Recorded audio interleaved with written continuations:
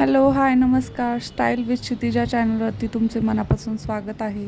मी आज बनवत आहे चना आलूची झणझणीत अशी मसाल्याची भाजी आणि ती सुद्धा एकदम झटपट. मी इथे रात्रभर भिजवलेली चणे घेतलेली आहे, ते शिजवत आहे मी कुकरमध्ये ते टाकून घ्यायचे आहे आणि टाकल्यानंतर लगेच मीठ टाकून घ्यायचं आहे त्याच्यात आपल्या चवीनुसार.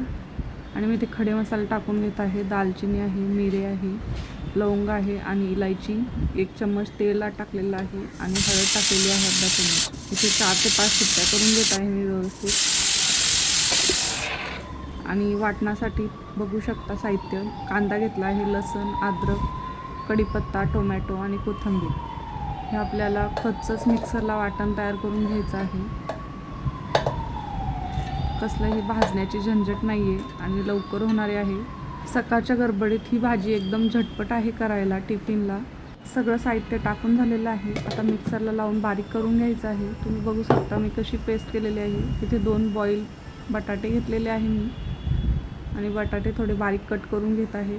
फोडणी देत आहे. ते तेल टाकायला ठेवले आहे आणि तेलातच आपला मसाला टाकून घ्यायचा आहे.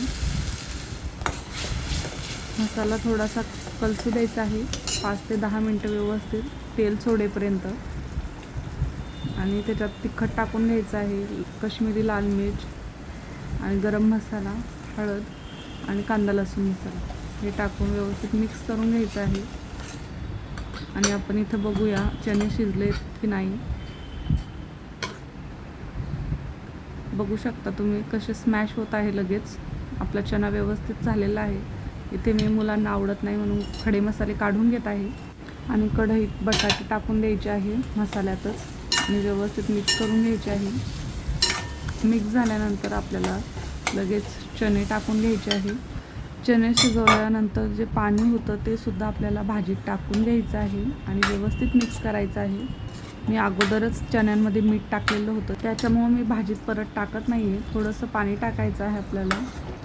आणि भाजी बघू शकता तुम्ही 5 ते 10 मिनटं व्यवस्थित शिजली आहे आता आणि व्यवस्थित तेलसुद्धा सोडलेलं आहे आपल्या भाजीने.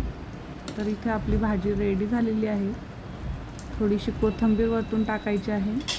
मुलांनासुद्धा खायला एकदम टेस्टी लागेल ही भाजी आणि टिफिनलासुद्धा द्यायला एकदम बेस्ट भाजी आहे. लवकर होते आणि काळ्या चण्यांमुळं पौष्टिकसुद्धा आहे. याच्यात प्रोटीन, फायबर भरपूर आहे, त्याच्यामुळं ही आपण डब्याला देऊ शकतो मुलांना. आणि तसेसुद्धा आपण चणे खायलासुद्धा देऊ शकतो. चणा बटाटा भाजी आपण चपाती, पुरी किंवा भातासोबतसुद्धा एकदम चविष्ट लागते. तर तुम्ही नक्की एकदा ट्राय करा. तुम्हाला माझ्या नवीन नवीन रेसिपीज आवडत असेल तर प्लीज लाईक करा, शेअर करा आणि कमेंट करायला विसरू नका.